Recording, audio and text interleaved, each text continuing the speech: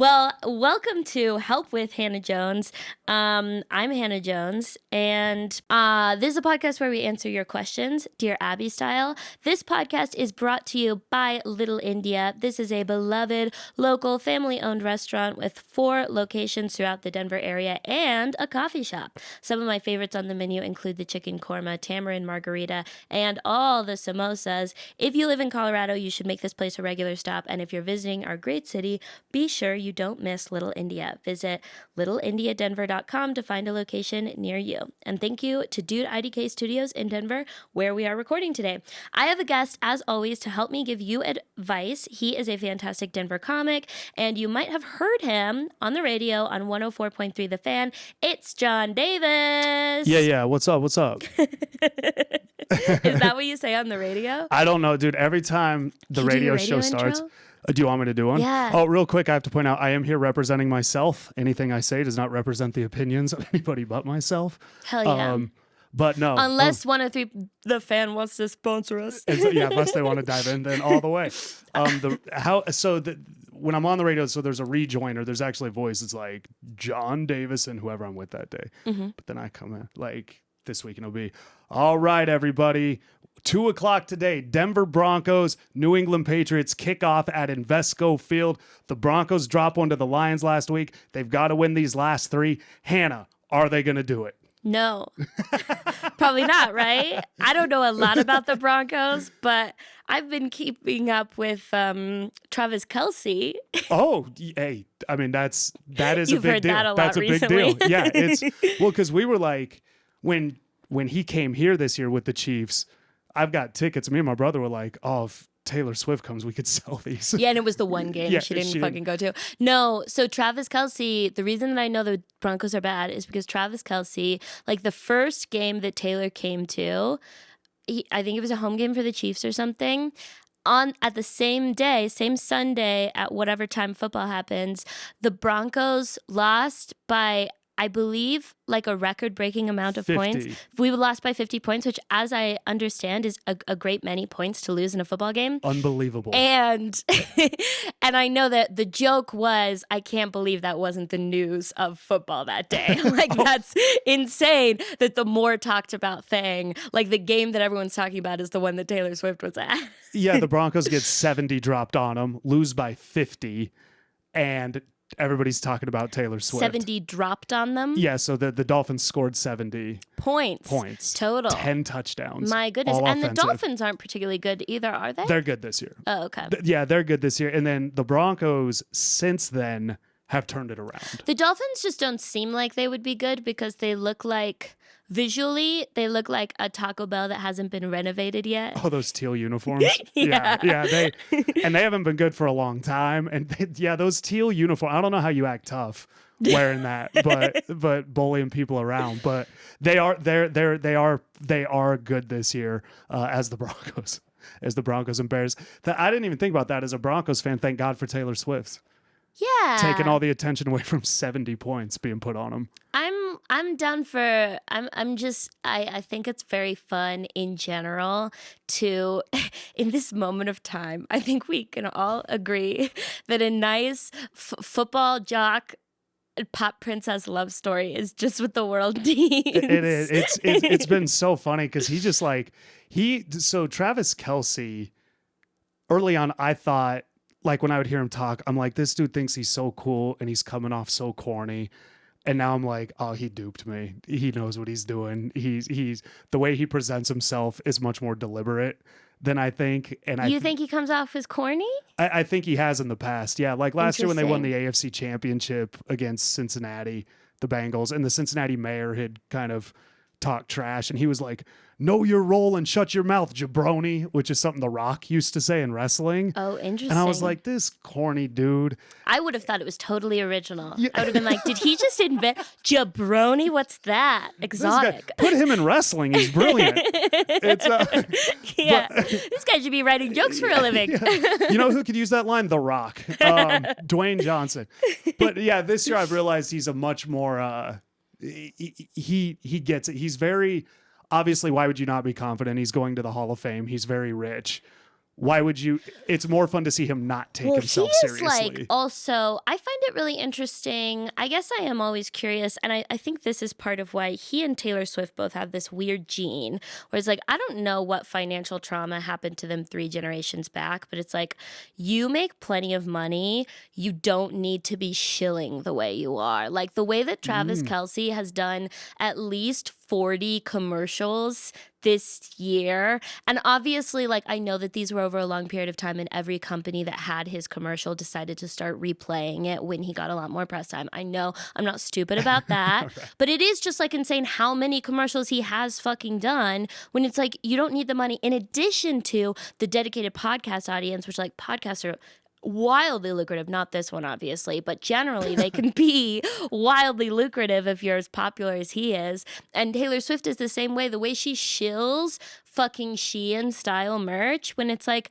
you could, if you wanted to just have respect and adoration, and less money, you don't have to sell the crappiest sweatshirts of all time. Like, you don't have to sell the $3 crew And what necks. is this? I'm not even familiar. What does she sell? Her merch is just shitty. It's just kind of famously so she shitty. has her own. The quality Okay, control's okay. all over the place. It's totally in-house, no middleman. Like, but I guarantee it's like made by children. You know, it's like very cheap when people get it, and it's like whatever for sure. But like, a lot of artists live off of merch because there's no money in anything else they do. Taylor Swift is one of the few artists where like there's money in everything she does. Wild, astounding amounts of money.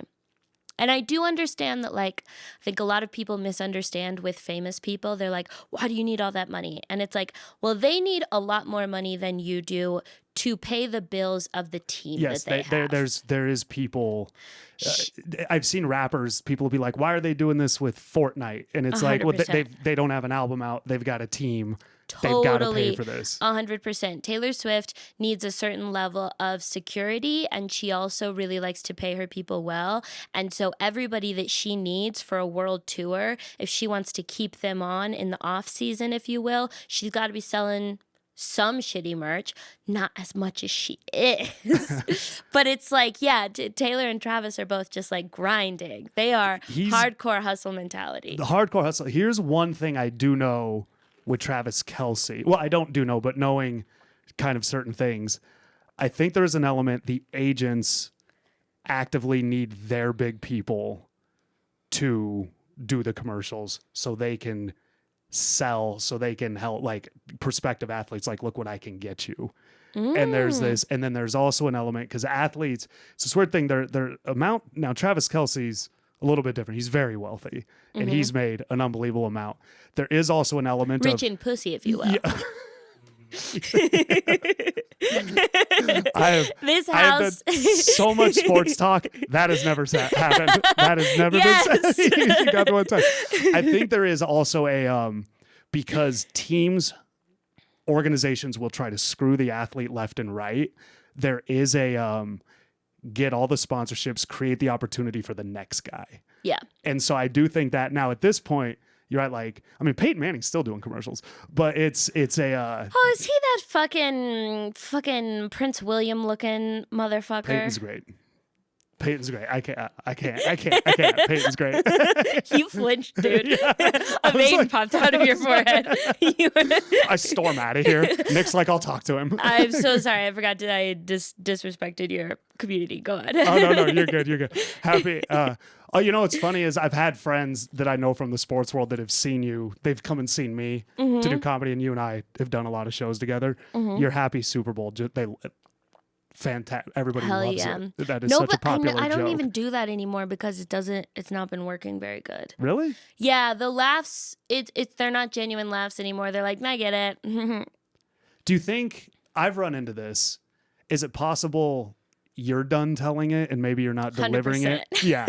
Every time, the only times I do it is because, and this is so clear, the only time I really do that joke is if I'm trying to fill time specifically, it's cleaner. So if I'm doing a long set in a place where I don't think I can get away with another joke, that's the joke I replace it with.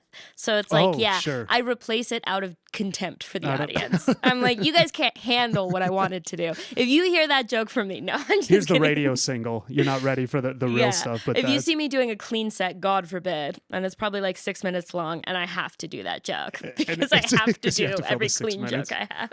yeah, I get into that bind too. So, but yeah, no, Taylor Swift, Travis Kelce, go get them. Okay, fuck yeah. So I was in Arizona this past weekend, which was quite an interesting trip. It was really fun. It was organized by a couple of local comics who are in Arizona, and some people came out to shows, which was really fun. I will say, like, it's a fucking weird place. Where in Arizona were you? Did you say? We did shows in Flagstaff, Bisbee, and then Tucson. Okay, I remember on a previous episode of this, loyal listener, you were Hell yeah, trying to thanks, get dude. Tucson. I think you had referenced having a couple dates, but you were still trying to work more. So anyway, Oh, yeah. Tucson was the last ticket link to go up. Yeah. So the Flagstaff and Bisbee are like these tiny ass little mountain towns filled with freaky fucking characters, right? Every single person that you meet is strange. And then the weird thing is, for every city, I went on Zillow, obviously, and their rent is just as high as Denver. Would you have Really? ever guessed that Flagstaff, Arizona, rent and house prices, if you were going to buy, just as expensive as Denver? no, because I think Phoenix is significantly cheaper. I've not looked that up recently, but it's Well, Tucson is significantly cheaper. Phoenix might also be significantly cheaper. There's a lot of sprawl, so I would assume yes. But Maybe yeah, it's- Flagstaff and Bisbee, which are mountain towns, just as expensive as Denver. It's like, if you want to live in a mountain town, you can pick a better one. you. No offense. Sorry. Go to Boulder. You know what Boulder has? The Flagstaff doesn't have a strip club. And if you're Oh. going to pay fucking $1,400 for a one bed, I want some beer and titties in my face. You want to be able to go to the you want to be able to go to the strippy. I would not have guessed. What are the I'm not a mountainy person. Like I'm not Mr. Outdoorsy at all.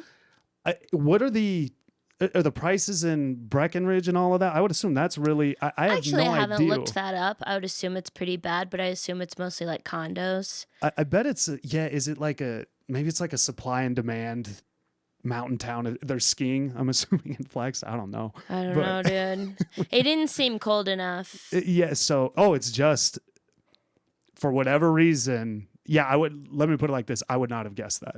I would Yeah. not have guessed it's as much as here. So there's something cool going on there or not. It also, like, it was one of those trips where, you know, there were some people at every show who were there to see me. If you're listening, thank you so much for coming. You guys were dope That's as cool. hell. It is one of those reminders where it's like, I wish I was better at comedy, because a random audience in a random city that's like 80% not there to see me, but just like they saw a comedy was going on and dropped by, they're not super duper into it. And I try so hard to have some shit in my act that appeals to everyone. And I think I just got off stage every night and I was like, obviously very thankful for anyone who laughed at any joke, very thankful for the people who seemed like they did have a good time, but also just kind of like, oh God, I can't wait to be better. Why what were you doing? 45s hour? I was doing like 40s even. You were doing 40s? Or a little shorter. Some nights the Tucson show was like 25 or something because there was something right after us and the show got started a little late. What was I have that. I'm not comfortable really closing shows yet for that very reason. I feel like I could go last, but I don't feel like I can headline anything. Like I think I'm better. Like if I go last, I'd like it to be a little more showcase style. Because I don't think you're way ahead of me on that. I think you have, when you get on stage, you present yourself as a headliner, I think. But what is it? Are you comparing yourself to other people? Is it the energy from the audience throughout? Like, It's interesting because, and this is something that I don't really know how to, like, when I was opening up for comics and watching them headline, I never watched them headline with the like, how are they doing thing. It was always, I was only thinking about whether I liked their jokes or not. Like I was full audience member mode, just like laughing at what I found funny. And then the first time that I was ever asked to headline a show, it's like, oh, fuck, I can't crush the way through. Like, I was a really good feature. Before I was headlining, I was a really fucking solid feature. And then you're not going to be the best headliner in town. And you're also just not going to crush. Because it's crushing for an hour, which I don't even do hours, right? But like even crushing for 45 minutes, when I see headliners, it's usually 45 or an hour. Crushing for that long doesn't sound the same as crushing for a shorter set. It's like there are still waves of energy because it's just not possible for everyone to be like wildly into every joke for that you long. You can't come out and just boom, boom, boom, boom, boom, boom, boom, boom, Yeah. and then like just in 10 minutes slay them, and then it's like, oh god, what am I gonna do now? So then the question is not did I crush or not. Then the question is like, okay, how high were my peaks and how low were my valleys, and how low are the valleys really allowed to be? And then the question is always like, was this set disappointing enough that I should be disappointed in myself, or was this set kind of like average? And it's like those calculations are a lot harder for me to do than when you have a bunch of other people doing the same amount of time as you, and you can pretty easily directly compare yourself to them, and you're like, I was either in the range, crushed, or I was below. Yes, which hadn't happened to me. no, but that makes sense. You're not. Yeah, it's a different. I remember Steve AJ would take me to feature form at Looney's, and that was the first time, like you said, because I would do 30 in front of him, but then I'd watch his hour, and watching how he is very good. He's very Steve's kind of very intuitive with the audience, but he's headlined a lot. But he had that. He has such a high. comfortable and pleasant vibe. I've never figured out how to capture that vibe of like when the audience is at a valley in the wave of like not seeming like it's rattling you. It always, I feel like the audience can feel that's rattling me every time they dip in energy. It's probably, this is not advice because I'm not a headliner, but this is so shitty to say. It's probably just reps. Yeah.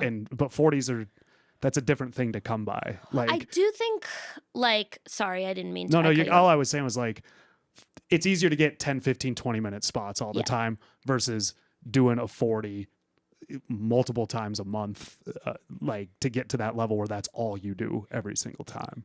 I do think it's like the rhythm of comedy for me has always been like you level up and you feel extremely confident. You had like the event where you just like crushed so crazy hard that you're like, fuck, I'm better now. And like a lot of times that will also come with maybe other comics acknowledging that you're better now, or like maybe you'll get something career-wise. Sure. And you like ride that, and then it starts feeling like a plateau, but it still feels good. And then you slowly start becoming dissatisfied with the lack of growth and with realizing that it's not all, you thought it was such a big deal that you got to this level. It doesn't actually fucking matter. It's so the bottom of the mountain still.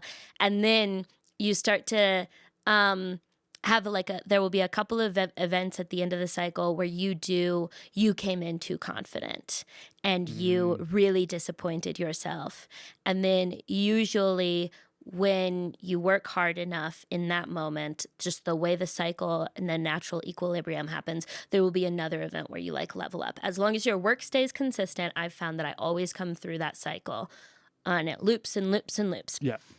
And I think that I am just kind of like at the end of that cycle where it's like I so badly want to be better and I am putting in the work. But I think what's frustrating about comedy right now is that there are so many different things that you have to be doing concurrently, which is like building the material for the long sets, getting better at all like 15 different random crowd skills for the long sets to be able to adapt to different crowds and what they want, while at the same time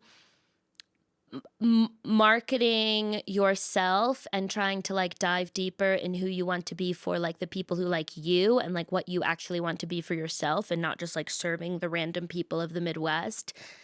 And then at the same time trying to somehow have the best ever 5 or 10 minute set to someday catch on video and be able to like submit for shit that could actually get you money. Right. That's, yeah, you spend all your time like, I want to do this headlining, and then it's like whittling it down to 5 minutes. Yeah. So that some TV show can be like, give me that. And it's like I'm writing so much. I think it's with my new material show. I've been pouring so much of my energy into the new material that then working the material that like is just kind of in the middle right now and needs to be stronger, it's not getting as much attention. And the material that's old but like could theoretically be the ideal 5 or 10 minutes, I just like haven't been thinking about that at all. That I get new material. I just want to write good jokes all the time. I get such anxiety about it. Like I'll be like, I've got to write, and then when it's not coming to me, and I'm like, what the fuck? Like, why can't I get anything? And then it's like, and then like a month goes by, I'm like, I didn't get a good joke at all. And then when I write something that works, it actually creates more anxiety because it's like, oh, I got to do it. Wait, Can really? I do it again? I'll get the one, and I'll be like, all right, there's 2 minutes. That's cool. And then we'll see people around town. I try to watch the people that are prolific. Yeah. With like I was with you one night just because we're talking the example. You were doing like the toilet paper joke, and you had the one about the car, and you were like, I'm gonna run both of these tonight. And I was like, damn man, I wish I had 2 fucking jokes like I wanted to basically run. abandoned both of those jokes. Have you really? Yeah, pretty much. The toilet paper I'd like to keep working on, but it just doesn't fit anywhere within my broader set. I bail quick on a joke. I bail way bail too quick. I don't work it in the middle. I don't work it when it's a mid-range joke. I work it early, and then if it's really doing well and it's becoming one of my best jokes, I keep working it, and it's so exciting and fun. But if it just clearly is a mediocre joke, I just put it in the mediocre joke file and I leave it alone, and I know that's where I could find the most growth, and specifically the most growth for like my long sets. But it's just figuring out how to juggle all the different things that I need to be doing is a lot right now. Yeah. I think it's just growing pains, but never give up. Yeah. never give up. But yeah, no, I bail on jokes. I'm that same way. I'm like, if I can get one big laugh out of it, I'll be like, okay, I'm confident telling it. And then I'm loose about the joke. And then it's easy to add on to. Yeah. And it's easy to expand on because I'm like, I can rely on this part of the joke to hit. Your anchor moment. Yeah. And then but if like nothing hit, I get to a point too where I'll write a joke and I'm like, yeah, here we go. I got it. I broke comedy. Greatest of all time. And then and then I get up there, and the second I start telling it, I'm like, what the fuck are you doing? This is terrible. Like I immediately hear myself and I'm like, why did you let yourself do this? And you've already started rambling, and you've got to finish it knowing the audience is like, what is he? Is he out of his mind with this joke right now? But that happens to me a lot. Is I'll be like, oh man, here it is. And then the jokes that I'm like, I don't fucking know.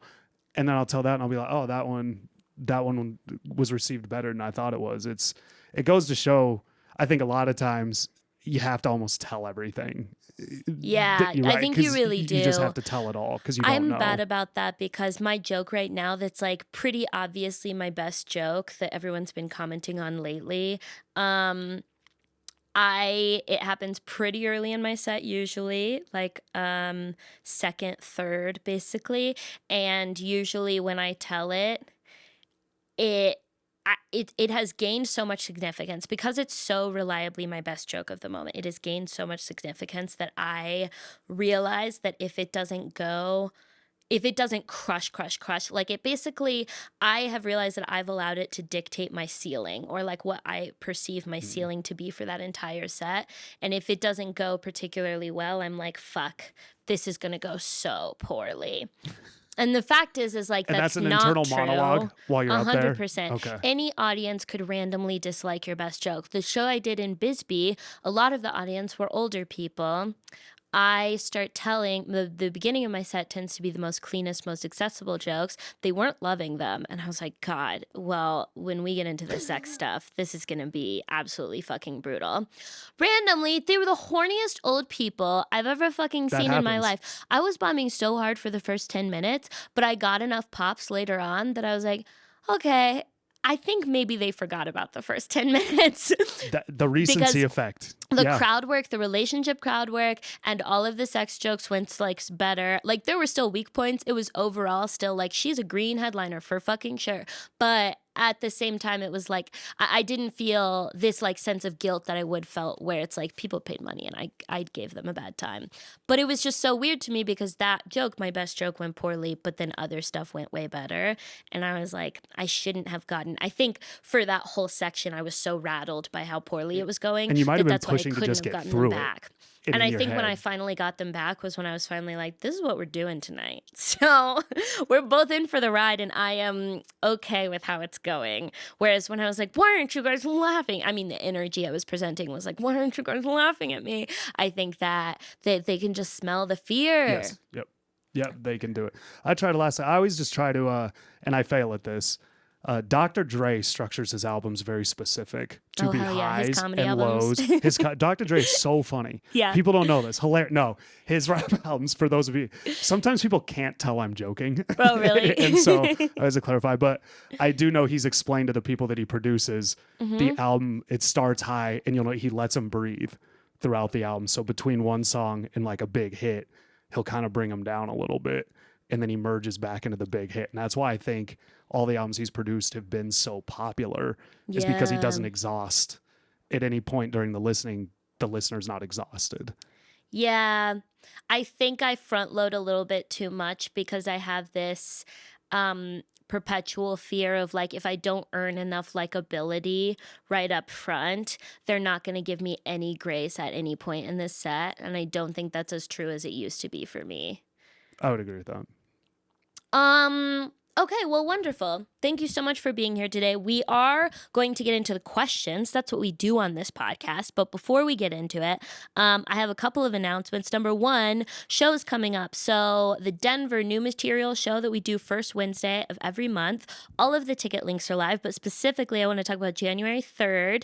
It's going to be such a fun show. I have such great comics booked. I do entirely new material and I have different comics on. So every show is 100% different and I really recommend you coming to all of them. That's what I would love. I love the people who come back every time. That's so fucking cool.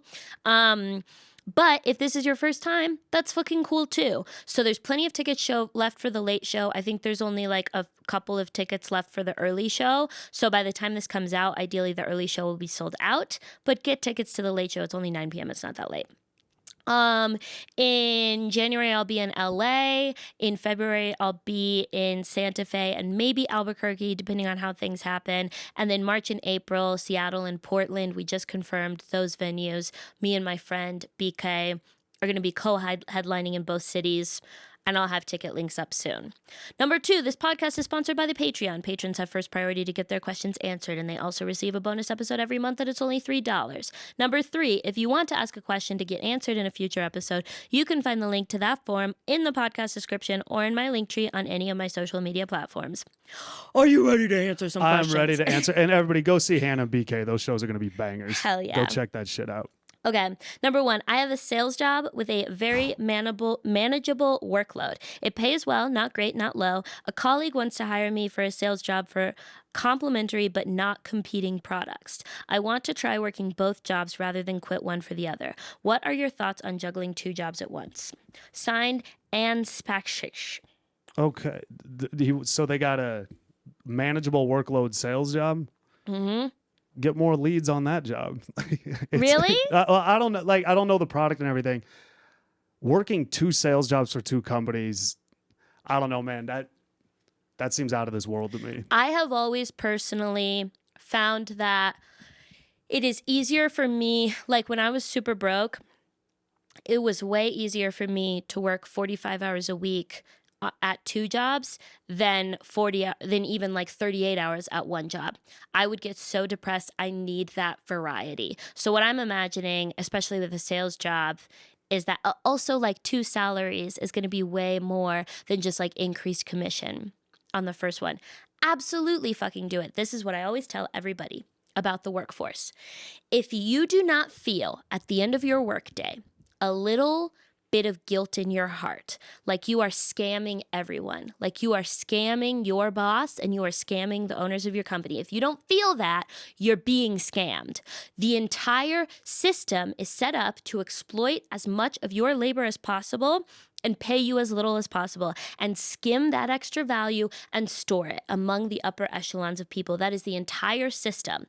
If you are not actively fighting against that system, and the system contains within it a psyop to convince you that you are psychologically responsible for increasing profits for this company, for people who are doing fucking fine, and I guarantee you those profits are usually not going to someone who works in the building with you. If you're not feeling guilt, that means you're not fighting and rubbing up against that psyop. You're not experiencing friction with the system. And if you're not experiencing friction with the system, you're being fucking had. Being had. Yes. I like that. You've been had. You should feel like a con artist at the end of the day. That means that you have an appropriate relationship with the value you're creating under capitalism. If you don't feel guilt, if you don't feel ethical questioning, then you're not doing it right. Then you're not. I like then that you're philosophy. the victim. It's. I understand that there's the goal of a business is to maximize the wealth of the owner and nobody else. That's. I'm not saying that's the way it should be, but that's 100%. to your point. That's how they are. With this, with this person, what I would talk about is when I can't do sales, so salute to them because that is it's a very thankless job. I did it once. It was my first job out of college. I didn't. It was a very unethical company. Yeah. So I didn't make it long because I was like, yo, what do we? I was like, what do we? And they've since been shut down because of their practices. But the main thing I would hope for with them 2 sales jobs is, if he or she feels they can pull this off, then do it. Sales can be, I'm more so looking out for the person's like mental well-being on handling both of them. To your point, hey, if juggling is better for you to like be like, let me go.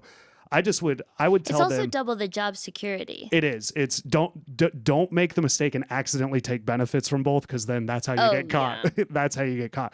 But the main thing is, go through your day with the one job right now and say, how many things happen impromptu? That's true. Like what is popping up that I did not plan on? Because what if I have something else at the other job scheduled during that time? And you might want to start planting seeds, because when you have to start juggling 2 things and you have to start lying about what's taking up your time, you might want to start planting seeds. An example of a seed would be, my grandmother's not doing well. To be honest, my weekend was really hard. My grandmother's not doing well. How was your weekend? Seeds right now.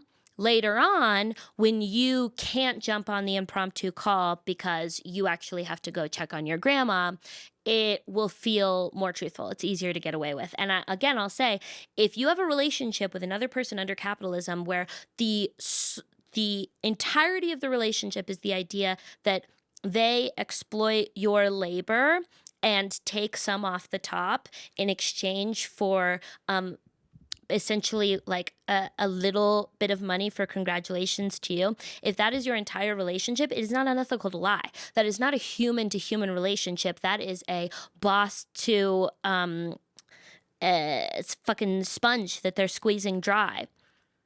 Every ethical question goes out the window. Plant the seeds for lies, because you'll need to lie at a certain point. And then one thing I will say with sales, because I've worked a lot of sales jobs, there is generally, if you're good at sales, you're usually best at any given sales job once you end the learning curve. So for a more technical sales job, the learning curve could be like a whole year. Yeah, and maybe year 2 is is when you're best. But usually after you hit that peak, it usually does kind of go down or plateau. So I think that job hopping does usually make the most sense. It's big in sales. Sales generally will have a year. People will do the year and then go somewhere else. It's a high pressure thing. If your commission structure isn't scaling with inflation, then just the same as someone who gets an annual salary, you're getting a demotion every year that it's not scaling with inflation. I am so bad at lying. Like, if I was trying to get away with one job and having another, I think like the first time I tried to like lie my way out of going to the other one, I think they'd be like, I think he has a second job. Are you believing what this dude just said? Well, it'd be different for you because they'd hear you on the fucking radio. So that's the thing is I have to disclose. I have to disclose that, because if I if I do leave to be on the radio, because I do a lot of fill-in, it's not like I could be like, yeah, I got to go to the doctor today. And then they turn on John Davis. Like, that sounds just like him. But it's, I mean, more so with that, because I know sales, like, again, good on you for being able to do that and get good at it. I mean, if it's a manageable workload, which seems to not really go with sales jobs, that seems to always be, I think the one thing that I would just hope is not going on for this person is when, if you need a second job, then obviously get your money. I just don't want something to be part of the hustle culture. That is like more. You waking up every day, you know, Michael Jordan shoots all these well, Michael Jordan played basketball. 100%. Like, he's not doing this job. Be keenly aware of that. Yeah, and make sure you're doing it for to. fulfillment on some level, variety. Maybe you're like, I'll keep this job while I check out this other job, and maybe that's a path I want to go in the future. But don't do it because you think you need to keep up with anybody. Good point. Okay, question number 2. Over Thanksgiving, I visited my family, including my aging aunt, 72, and uncle, 80. Since the pandemic began, my uncle's mental abilities have been declining, and he is not as sharp as he once was. He used to be the center of conversation, funny and charismatic. Now he has a few moments of that, but mostly he seems lost in the conversations happening around him. Some of this is due to the hearing loss from age and refusal to consistently use hearing aids. I found it incredibly difficult to see how he is declining, and I know we will likely not have many more years with him. He is aware of how friends and family perceive him differently, and it bothers him quite a bit.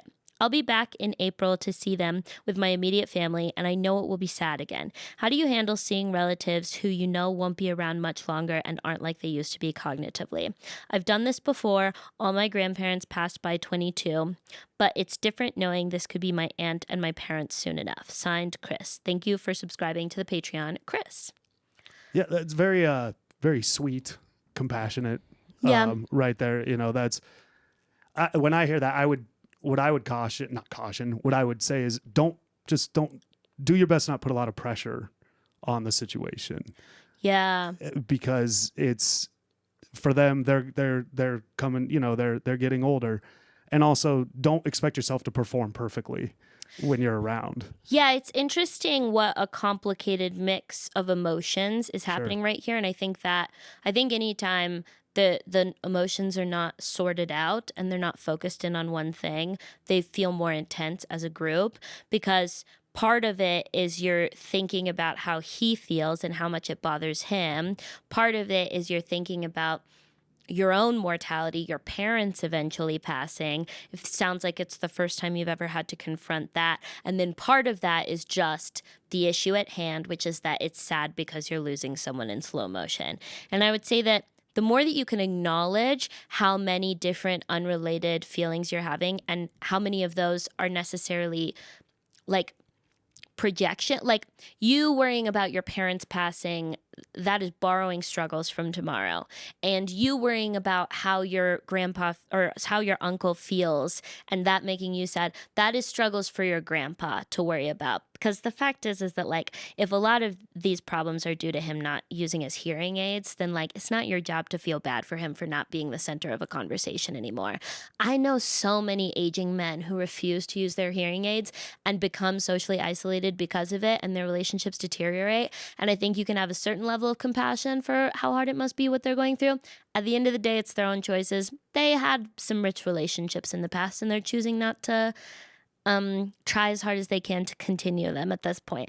I think what you need to focus in on is the actual issue at hand, which is that like you're sad to be losing someone and sad for what they're going through. And it's okay to be sad about that. And my dad worked on Eisenhower Tunnel, and they blasted dynamite and didn't give him a heads up. Right. So his hearing is just totally right. He's not deaf, but so he's needed hearing, and he loses his hearing aids. I don't know if he's losing them or not, or not using them. So I do, that could be a generational thing. You know, my dad one time broke his tailbone in half and kept working. And it could be that. It could be maybe they don't. What I would say is like this Chris, right? Chris talks about the uncle being charismatic and funny. It's like, okay, that person's still there. So whether it be 5 minutes, 10 minutes, just sit with them. Just do a little one-on-one. It doesn't have to be anything. What's said doesn't really matter. The experience will probably make them feel good. and it'll remind them of who they are. And because I've run into this a lot with my dad, and because I'm getting older, and you made this point, as you get older, not only do you get older, you see people that you knew when they weren't old, now old. And that is, your grandparents are always old to you. Yeah. But other people, you're like, oh, this person's suddenly now, my parents are now old. That's a fascinating thing to go through. And my grandpa lost his hearing at the end. He was cognitively still very there, but I learned you may speak, they may mishear you. Yeah. If they do, that's okay. Whatever response they give you, just roll with it. Don't be like, that's not what I fucking said. Like, don't do that to them. And just because they'll just be happy somebody talked to them like they weren't struggling, like they weren't. So that might be an important thing. You might walk away feeling better. They might feel better about the interaction. Yeah. Another piece of advice that I have is shorter visits. Gives you a lot of time shorter, more frequent visits. If you can financially swing it, gives you more time to recover between them, and it makes it less daunting. And then when you said, like, focus in one-on-one, part of me was like, oh yeah, I wonder if it wouldn't be a lot easier to go through this if you were visiting your aunt and uncle without the rest of your immediate family. Because sometimes feeling your own grief alongside everyone else's grief can make it much harder. And sometimes just processing your emotions in your own way and going about that relationship in your own way might be easier. There's not a lot of information here to suggest that, but I definitely wonder if that sounds easier to you. Well, that makes sense, because that makes sense what you're saying, because Chris referenced a group of people. And I've had stuff to where, like, I'm in a group and it's family, so everybody in your family is just getting on your nerves the whole time. And we've been like, stop talking to them like that. Or like one family member just asks another one a question, like, what do you done? They don't want to talk about that. And you get hyped up because they're hyping you when up. a family dynamic is present, you know how every time you visit your parents, you regress to your teenage self? Yeah. Because it's really hard to change your family patterns. And it's so much easier to fall into an old pattern than to try to establish a new one. It's just so much stronger. It's like a bicycle falling into a rut in the road, basically. I think that if your uncle is changing a lot, it might be easier to get to know him one-on-one when such a strong whirlwind of family dynamic isn't also present. Because at the end of the day, you got to get to know who he is now, because he has changed and he's going to continue changing for however much time he has left. I like your frequent visits more, because it is less daunting. It's like reps. It's like, oh, this is easier than I thought. I also know that, like, when I was a kid, and this is also probably like when I talked about the hearing aids thing, I probably have a less compassionate take just because I've had this experience. My voice occurs at a register. I swear to God. Like, every person in my family who has lost their hearing, it occurs over a period of like 15 years, right? They always lose my voice first. And so there will be like a long period of time where they can hear everybody as long as you project, and they can't hear me even if I'm like screaming. They just ignore me 100%. And so my attitude has always been like, oh, I'm little. I don't understand why I'm the only person in this room being ignored by this old person who I already don't have a lot in common with. It's kind of like, fuck you. And especially like, once I became old enough to be aware of like, oh yeah, like my grandpa chooses to not get his hearing checked out and not wear his hearing aids. And that's why he hasn't really spoken to me or heard anything I've said in a while. And my dad's done some of the same thing. It's like, I think that, yeah, a one-on-one, if I had pursued, because I wasn't mature enough to know that those relationships might be important to me someday, or to have the skills to build them on my own without help from the older person. But I wonder sometimes if I had tried to develop one-on-one relationships with some of those older people in my family, I would have felt more connected to them. As it was, I didn't feel very connected to them at all. Yeah, no, that's I was shy as a kid, and I'm very small also, and everybody in my family is like 6 foot. Like, everybody is tall. Really? So I've been looking up my whole life. Oh no, everybody. And I do have a deep voice, but I can be shy, so I will actually speak quieter and softer, not on purpose. And I've had that before. Like, why is nobody responding to me? And it's finding out, oh, they're all 60, their hearings, and they're not. And it's also, as a kid, it would be better to have the awareness to be like, oh, I have to make the effort here. And they're getting there. But like, one of my uncles, he died. I had no idea he liked basketball. until he's like 65. And we talked about Magic Johnson one day for a long time. And it was like, oh, okay. Like I find that actually with a lot of people, I've done this in comedy. There will be a comedian that gets on my nerves and I force myself to watch their set and find something to go compliment them about. Really? Yeah. And by the way, if I've complimented you, that doesn't mean I disliked you. I compliment a lot of people when I like it. Let me be clear about that. He's lying right now. But it's like, his fingers are crossed. Yeah, I'm totally lying. I did that. Hannah's like, hey, you gave me a compliment. But it's and it was a thoughtful one. Yeah, it was like you really had to listen for really it. Detailed. You looked angry beforehand. I think that's and it goes back to that. Yeah, just fuck everybody else and what everybody else thinks about the situation.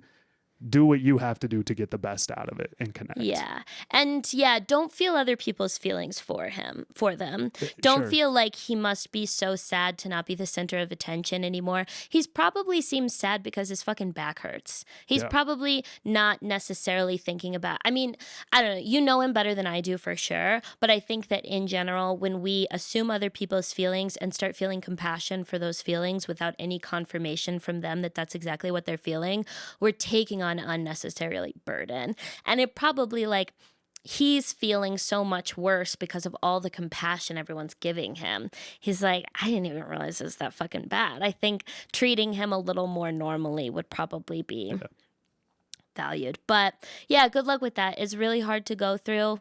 It's a lot of times people don't realize if they've never felt like they had a reason to go to therapy. A lot of times people don't realize that this is a really good reason to go to therapy. This is a new challenge in your life, is a good meaty topic to start in on.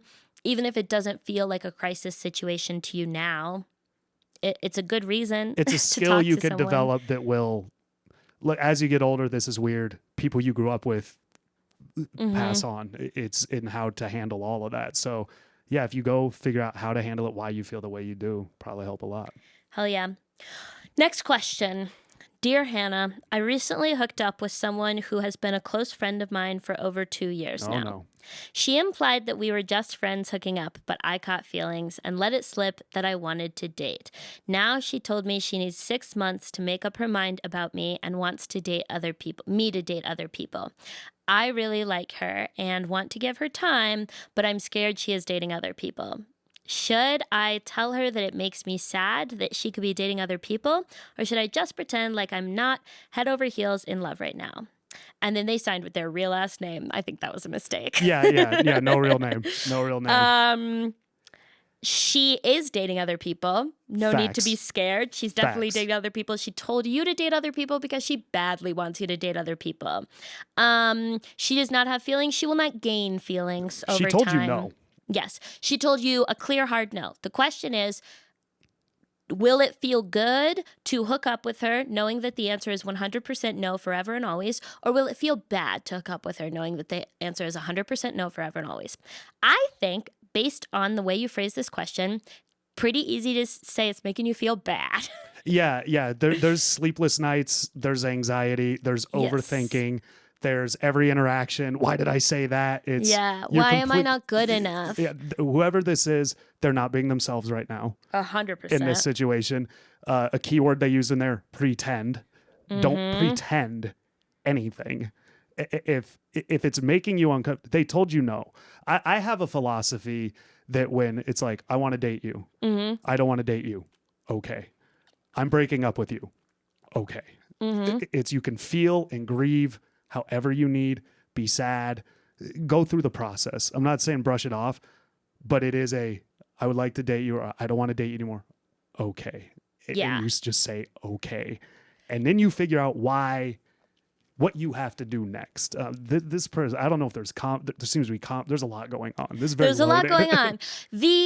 There is a load of discourse on the internet right now about mixed signals within dating because I think that casual situationships are more common than they've ever been and more accepted. And the idea is, how do I figure out exactly what they want? Do they want this? Do they want... And a lot of people come in with the like, if it's not a hard yes, they don't fucking like you. They don't fucking care about you. And 99% of the time, it is true. You just need to accept that this person doesn't care about you that much. I will say that, like, there's a lot of times when people actually do care about you, but they're not showing up for you in the way that you need. Oh, yeah. That's why the question is never, how much do they like me? Are they ever going to change their mind? What does this mean? The question is never that. The question is, what are they doing right now? And does it make me feel good? Is it adding to my life significantly? Is it making my life significantly better in a way that makes it clear that I want to invest more time and energy in this going forward? And the answer with mixed signals is always no. It's making you feel awful. Then who cares what the motivation is? Who cares why? Maybe it's because their aunt is dying. Maybe it's because of this. Either way, they are not the partner for you right now. If it's because their aunt is dying, possibly they could be the partner for you some other time in the future. My guess is they'll come after you when it's time.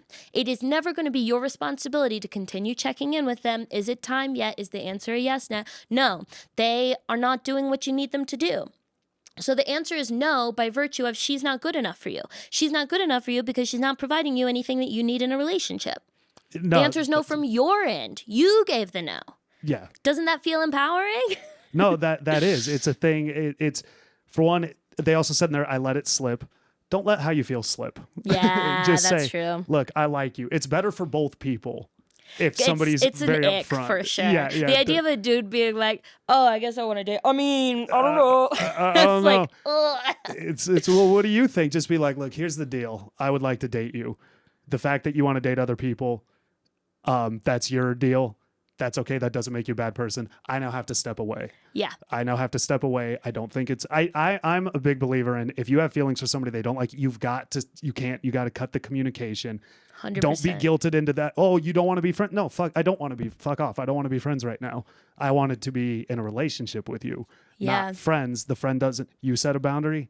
I set a boundary with the friendship. Always. And that's kind of the thing is, and the 6-month thing, get the fuck out of here. Like it just, that's not gonna, that timeline doesn't, I don't when get he it. says she told me she needs 6 months to make up her mind, I don't think that's what she said. I think she said, I definitely know that I want to be single for like 6 months, for like the next 6 months. That makes a lot more sense. And then I think like maybe I could definitely feel myself being open to dating you in the future, but definitely the answer for me right now for like at least the next 6 months feels like a no. I feel like that's what she said, and it got interpreted as like she needs 6 months to make up her mind. Check back in 6 months. Yeah, because I don't think anybody is like, yeah, this interview process is going to take 6 months. Like I need to see 6 months of good behavior. And you just come back in 6, hey, just checking in, still a no. And I would, that makes a lot more sense, that it would be like, I want to be single for 6 more months. And that would,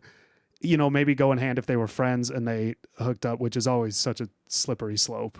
If you're going to do that, it would make sense that when the feelings came around, maybe the other person was like, oh, hey, that maybe. And when somebody else you like tells you to go date other people, they're telling you something very clearly right there. There is no like, oh, no, it's like when they're like verbalizing and being very clear, I don't care if you're with other people. Yeah. That means they want you to go, they want you to maybe stop.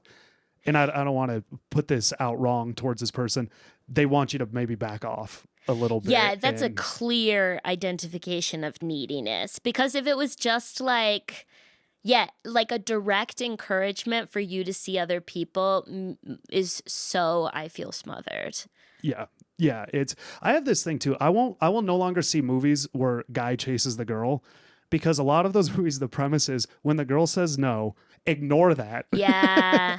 And completely ignore every boundary and follow and don't stop and all of that. And I think, as weird as it is, that's been pumped into the psychology of people growing up, when really it should be, I don't want to date you. Okay.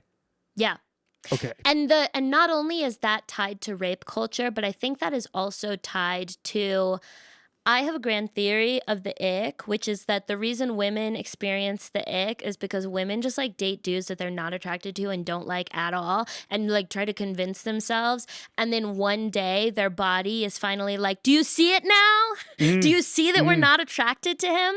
And it only happens because the ick only really happens among young women. But there is just this huge, I heard it constantly when I was younger of like, I don't know if I like him. If you don't know if you like someone, the answer is fucking no. You don't like them. It's so simple. It's so clear. I don't know if I find him attractive. Definitely it's a no. I don't know if we have sexual chemistry. You don't have sexual chemistry. I promise you. And the answer might be you've never felt sexual chemistry before. Maybe you've never liked anyone before. That's a scary thing to admit as like a 22-year-old woman, because it feels like maybe you're the only cretin in the world who, out of all the guys who have ever liked you, you've never really liked any of them back. It makes you feel like, are my standards insane? Am I just never going to meet someone where I like them and they like me too? No, you will. It just, a lot of people, it doesn't happen until they're like 25 and above. That's actually pretty fucking common, but no one admits it, so you don't hear about it. Yeah, and I agree with that, and it's okay if you just decide one day, that's just not my deal, being in a relationship. Like that's another thing. Like it's I use the tattoo analogy. It's cool if you have them. It's cool if you don't. Totally. But I also think that a lot of people, like I used to say that ad nauseum when I was fucking 22. Turns out that's actually not true. It was just that not a lot of people, I was just like in a situation where I wasn't meeting anybody I was compatible with. The second I got to a new city, I was like, oh, I'm definitely going to have relationships in my life. People like me, I like them back. I'm not at fucking UNC Chapel Hill anymore, where the same frat dude is copy pasted 20,000 times. Like, of course I'm going to have relationships in my life. If you don't, if you get to new cities and you feel like that's still a part of your relationship, that's a part of your identity, that's totally fine. But like, I think there's definitely this period from like 20 to 25 where women feel like a lot should be happening for them romantically, and it's actually so normal for nothing to be happening romantically. I think so. And dude, I know people that got married young and they're fine to this day. I know me personally, 21, 22, that would have been like out of here. Like and I'm almost 40 and I'm still not into it, but that's the thing is you have to like, this is kind of goes back to the beginning of their thing. You have to walk away from it feeling like that was worth your time. Mm-hmm. You have to, like, because if I'm not dating somebody, I can listen to the albums I want to listen to. I can watch the movies I want to listen to. I can go do comedy. I can do radio. Somebody has to be worth me stopping one of those things. And not just to be, well, I should be in a relationship. I should know somebody. It should be like, this is something I want to do. This is how I want to spend my time. 100%. And this is one thing that I always think about with situationships specifically. If you're the kind of person who maybe wants to get married someday, maybe wants to have a lifelong partner, when people in your 30s with your person at a dinner party and you both look great and you're feeling so in love and you have champagne in your hand and they ask you, how did you guys meet? What was the first thing that you had with each other? Do you want to sit there and say, yeah, this is my girlfriend. We were friends. We kind of fucked. She wasn't into it for a while, but I was still there. She was seeing other people. And then after like 6 months, she kind of decided that I was the best option around and settled for me. Do you want that to be the fucking story you tell at every dinner party for the rest of your life? Or do you want to give yourself the respect to go out and meet a woman where the first time you lock eyes, you are head over heels for each other, and then you go to dinner parties for the rest of your life and you say, we bumped into each other reaching for the same glass bottle of Coke at a roller rink, and we just knew it was just love, you know? Yeah. That's the story you want to tell forever. That's such a better, funner story. And realistic. And more likely to be real. And I think kind of something else what's important with this situation too is there's no hero and no villain. It's just how it is. Yeah. And the more you push something from either side that may not happen, then hard feelings can begin to develop. And it's something that doesn't have to happen right here. Something happened physically. One person, you weren't on the same page. You each said how you feel. Okay. And you can grieve that and be sad. And this person, like you pointed out, seeing somebody you like date other people prolongs you getting in a better situation. And you removing yourself doesn't make them bad. It doesn't make you bad. It allows you to move on. It allows you time to kind of build yourself back up.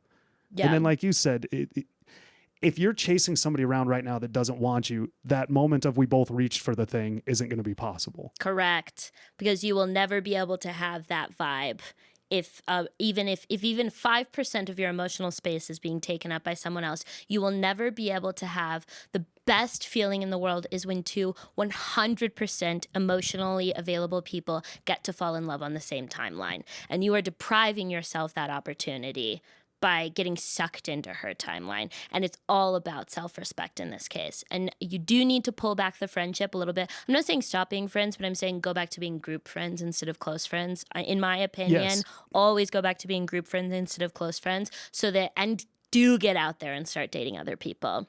Yeah, and be this sounds dumb and like kind of like pep talk. Be proud of yourself for putting yourself out there. It's never be afraid to ask for what you want. 100%. Never be afraid to ask what you want. You didn't get the response you wanted. You did nothing wrong. Don't feel stupid. You're Don't feel definitely the embarrassed. cooler person in this story. Yeah. You knew what you wanted, you asked for it, and then you left when they weren't going to give it to you. And so that's the thing. And hopefully down the line, they probably can be friends if it's handled correctly from here. And if she was ever going to be right for you, when you go and you spend time on yourself and date other people, that is what will make her most attracted to you. That is what will make her realize is like, oh, fuck. He is actually but I'm not saying that you should do that with that in your mind. Right. But I'm saying that, like, no Check it out. no matter what, with all the possibilities in the earth of what's happening right now, every single one of them leads back to go do your own thing and date other people. Yeah, I was rolling around with this dude one day and he was like, I'm never getting married. That shit's so stupid. And we went somewhere and he met this girl that day and they're married. On the way there, this is 12 years ago, he's giving me this huge speech. Oh man, marry is stupid. Da, da, da, da. And then we're leaving and I'm like, I text him like, where are you? He's like, I'm talking to this girl. And it was like, and then they're married now. And That's they did. so I was cute. not invited to the wedding. What? But it was like, we were like it was group friends. We ended up in a car together, but it's that whole thing. Don't be absolute about anything. Yeah. And just let it, dating apps makes things a little more weird because it creates this job interviewee versus the random bump in. But be patient, grieve, and here's the big thing. You'll be okay.